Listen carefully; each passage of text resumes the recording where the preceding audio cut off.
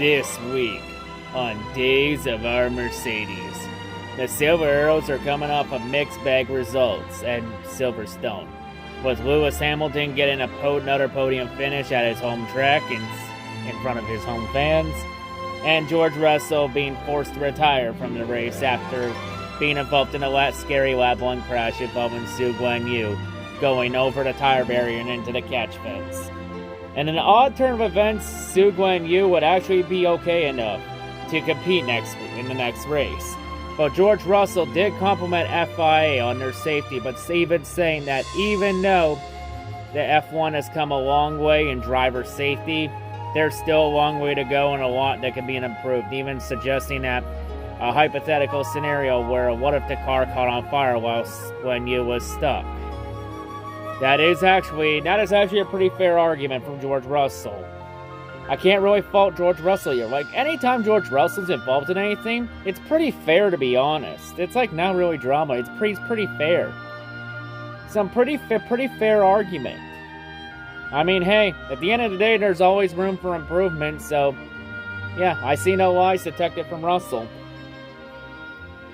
But yeah.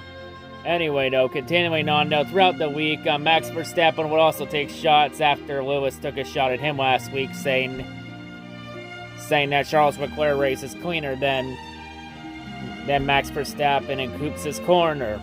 And then Verstappen saying that it took first Hamilton that goddamn long to figure out how to hit an apex perfectly at age 37. Ooh, the Hamilton-Verstappen rivalry is getting heated up now. Ooh, I like this. So then, of course, as F1 now shifts to Austria, a track that has had mixed results for Hamilton, has been more of a Red Bull playground.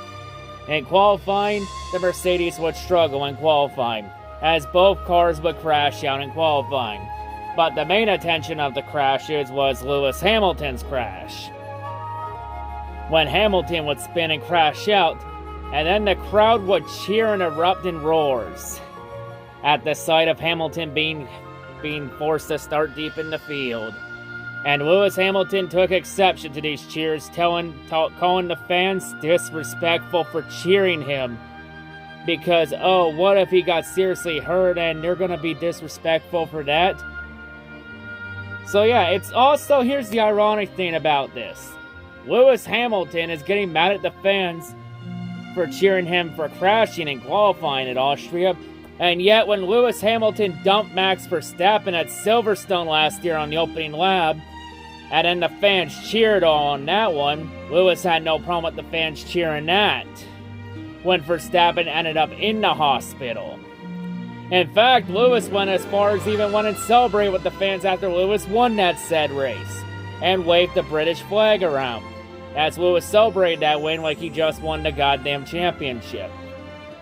Like, Lewis Hamilton is one of the this whole thing for Lewis shows that he is nothing but a massive fucking hypocrite. Lewis wants to criticize the fan base for cheering when he crashes, but yet when Lewis crashes somebody else, he has no problem with the fans cheering that. Because we all know Lewis Hamilton is F1's golden boy. I mean, he is royalty with him being called Sir Lewis, so make it make sense. But I'd say Lewis Hamilton, you think it's bad in F1? Oh boy, you have no fucking clue what you're getting into if you come to NASCAR. Because, yeah, you should see NASCAR fans anytime Kyle Busch or Joey Logano crashes. And how loud that shit gets anytime those two crash. So yeah, Lewis Hamilton also showing that he's a little bitch that can't take the reaction too well from the fans. There's even reports that Lewis Hamilton is even getting pissed off when the fans boo him. And honestly, Hamilton, that whole cheering thing from the fans, that's honestly karma for Silverstone last year when the fans cheered over Verstappen's crash. Since the Austrian crowd, at least 90% of that crowd was all Verstappen fans with the Orange Army. Since Austria's not that far away from the Netherlands and that whole Dutch area. So yeah, and that's also karma for all the Hamilton fans that booed Verstappen last week. So yeah, Lewis, in the end, What goes around comes back around. The boomerang always comes back. But yeah, Lewis just showing that he's a massive hypocrite here. But now, with that all out of the way, we now turn our attention to the sprint qualifying race. Since this weekend marked the return of the sprint races, decide the starting lineup for the Austrian GP. So this sprint race was pretty anticlimactic and lackluster. Pretty much where everybody started the sprint race was where everybody pretty much finished. George Russell was able to go all the way up and end up in 4th. Lewis Hamilton would struggle throughout much of the race with no speed, but he would eventually get past Mick Schumacher, but could not get past the Haas of Kevin Magnussen. Not really a whole lot other than the spin in the opening turn from Pierre Gasly. Not really much happened in the sprint race, and Max Verstappen easily went on and cruised to the sprint race victory. So Verstappen now adds 8 more points to his championship total this year to help him in the championship, since the top 8 finishers in the sprints get points.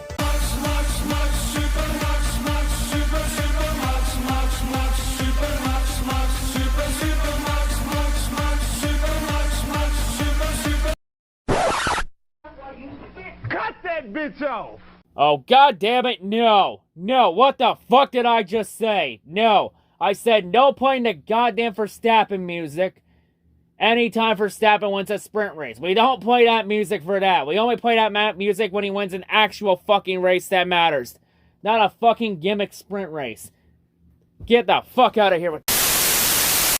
Okay, now that little commotion was out of the way, we now turn our attention to the Austrian GP race. So, of course, the early part of this race was dominated by Verstappen. A couple drivers had issues with vision because of the orange chalk smoke that Verstappen fans blew out before the race started. But they kept going on. Of course, the early part of this race saw Verstappen and Charles Leclerc doing it out for the win, for the lead, but Leclerc had a better pace car than Max, and Leclerc was able to get the lead early. Meanwhile, on the opening lap, George Russell would then embrace his inner Lewis Hamilton, as he would dump Sergio Perez on the opening lap and able to force Perez to retire from the race.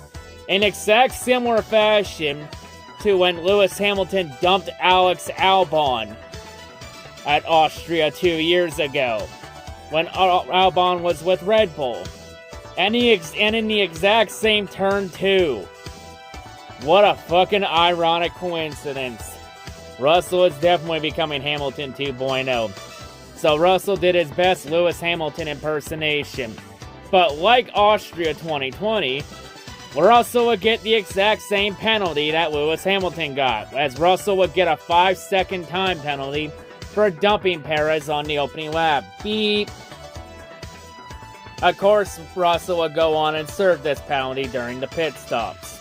But he would have to get some repairs, so that would put him deep in a hole in 11th. But Russell would battle back to try and get a good finish throughout the race.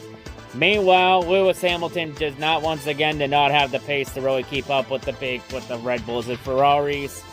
And he would just try and do the best he can and try to take advantage of anything he can get. Meanwhile, up front, Verstappen would try an undercut strategy to try and get track position and time ahead of Leclerc and Carlos Sainz.